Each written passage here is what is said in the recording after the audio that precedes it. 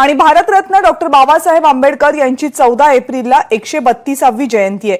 यंदाची ही जयंती आणखी खास होणार आहे, कारण डॉक्टर बाबासाहेब आंबेडकर यांच्या नावानं आकाशातील एका ताऱ्याची नोंदणी करण्यात आली आहे।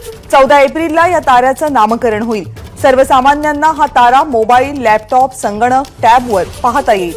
छत्रपती संभाजीनगर महानगरपालिकेचे स्थायी समितीचे माजी अध्यक्ष राजू शिंदे यांनी या ताऱ्याचं रजिस्ट्रेशन केलंय। डॉक्टर बाबासाहेब आंबेडकरांचं नाव जे 10,000 तारे, लाखो तारे पण 10,000 तारे असे की ते डोळ्याने दिसणारे, त्याच्यातल्या सर्वात जवळ सूर्याच्या असलेल्या ताऱ्याला आपण डॉक्टर बाबासाहेब आंबेडकर असं नाव देण्यात आम्ही यशस्वी झालो।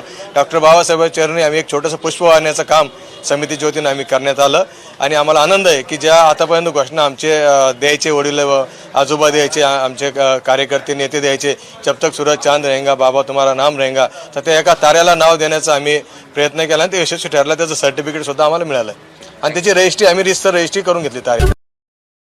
Download share chat.